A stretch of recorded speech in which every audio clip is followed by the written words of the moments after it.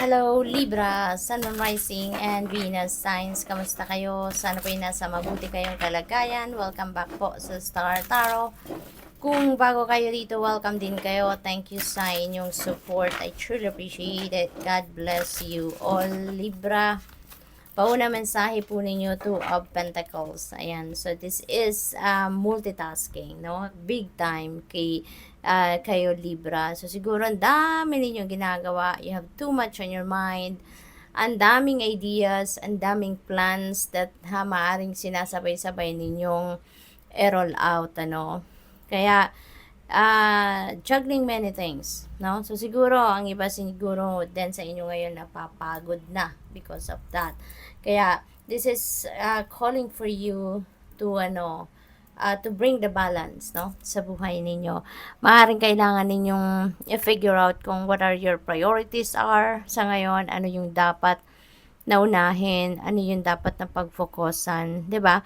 Para hindi kayo naaligaga, hindi kayo masyadong mapapagod kasi importante din na kahit marami kayong kailangan gawin, importante na nabibigyan ninyo ng oras ang iba't ibang parte ng buhay ninyo, lalong-lalo na ang pag-aalaga sa inyong sarili, lalong-lalo na yung pagsa-self-care ninyo. Kasi mahalagang ang first priority din ninyo ay yung inyong well-being, ang inyong kalusugan. Kasi kahit marami kayong gagawin, even if you have too much on your plate, but when you are on top of your game, I mean, on top of your health, kung lagi kayong in good shape, in good health condition, kahit marami kayong kailangang asikasuhin, you will be on top of your game, no? Kaya mahalaga dito na maibalik ninyo ang balanse sa sarili ninyo at saka maalagaan ninyo ang inyong pangangatawan, no? Ang inyong sarili. We have Four of Pentacles. This is reminding you also to take control of your money. Maybe kailangan din ninyo dito na pairalin ang inyong disiplina pagdating sa finances ninyo, financial discipline, manage your money wisely, yung ganon. Siguro kailangan din ninyo dito kung dito sa Two of Pentacles, kailangan ninyo ng time management, dito na kailangan din ninyo ng budget, no? Yung pagmamanage ninyo ng inyong budget, kailangan ninyong pagandahin, i-improve yung ganon. Kasi maaring may imbalance din dito, no, sa paghahandle ninyo ng pera. For others of you then, maybe you are so focused on saving, no? Saving. At baka extremes, no? Kung hindi man focused masyado sa pagsisave, puro save, save, save, at wala naman kahit necessity, parang siguro nahihirapan kayong magastos, lumabas ng pera, or maglabas ng pera. Siguro ang iba naman sa inyong sitwasyon ay puro naman labas ng pera at hindi na nakakapag-save. So, maaaring extremes ang sitwasyon ng iba sa inyo rito, kaya kailangan ninyo na pag-aralang mabuti kung paano ninyo mamamanage ng mas maayos ang inyong kaperahan. Okay?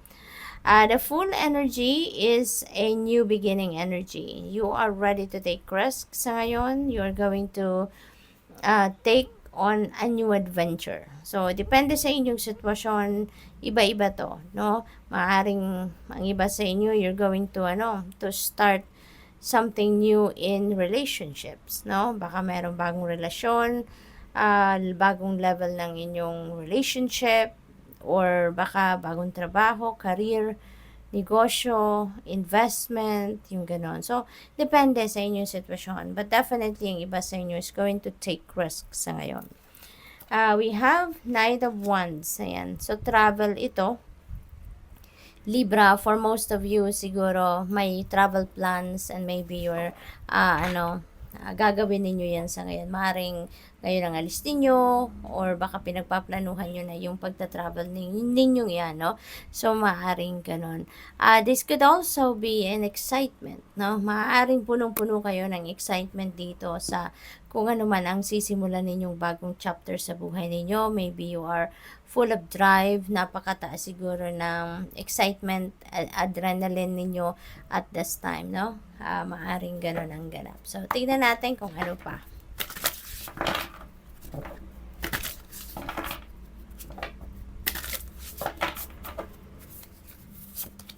We have power. Ayan. So, you are reclaiming your power, Libra. Most likely, ang iba sa inyo rito, in the past, siguro, nawalan kayo ng kapangyarihan over yourself. Maybe you have given that power, no, yung personal power ninyo to other people. And maaring nagbabaw na lang kayo, lagi lang kayong sumusunod sa kung ano ang gusto nila. So, ngayon, maaaring babangon na kayo. You are going to get on your feet at ipaglalaban nyo na ang inyong karapatan na patakbuhin ang sarili ninyong buhay. No? So, you are going to be free. Sa ngayon siguro. We have flow. Ayan. So, you will be in the flow with life. Libra. No? For others of you, you will be in the flow with life. And with that, kapag nagsusurrender tayo, no? Sumusunod na lang tayo sa agos ng buhay. Rest assured na mas mararamdaman ninyo na mas maganda ang takbo ng buhay ninyo. Mas maganda ang takbo ng journey ninyo. Ano man ang inyong pinagkakabalahan, ano man ang inyong pinagtatrabahuan, pinagsisikapan. You will see na smooth sailing ang lahat. When you are in the flow with life, when you are allowing the destiny to unfold organically, mas maa-appreciate ninyo na ganun ang inyong ginagawa kasi makikita ninyo na smooth sailing ang lahat. Kusang dumadating ang mga opportunities, kusang dumadating ang mga solutions sa problema, kung meron man. Kaya very calm at saka rest. Ano kayo, nakantawag dito, naka-rest ang isip ninyo kasi wala na kayong mararamdamang stress. Wala na kayong mararamdamang fear because inaalay na ninyo ang lahat sa universe. Inaalay na ninyo ang bawat galaw, no, ang bawat pangyayari sa buhay ninyo sa Panginoon.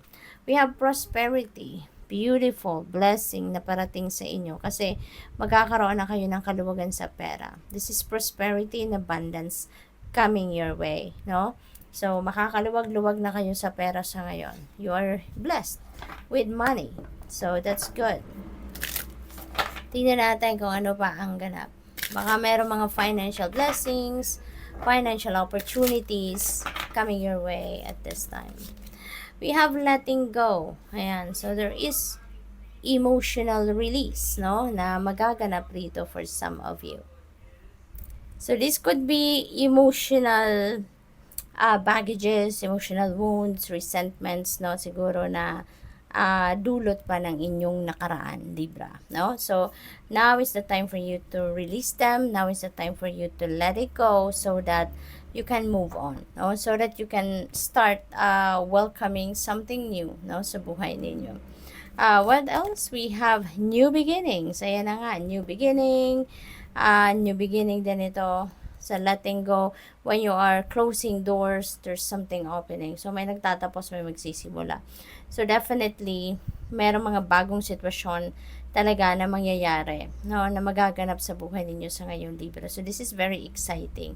Kasi, di ba, pag may bago, that excites us. Kasi, meron na naman tayong bagong pagkakaabalahan, meron na naman tayong mga bagong tao makikilala, may mga bagong sitwasyon na naman tayong aasikasuhin, no? Diba? And that's very exciting.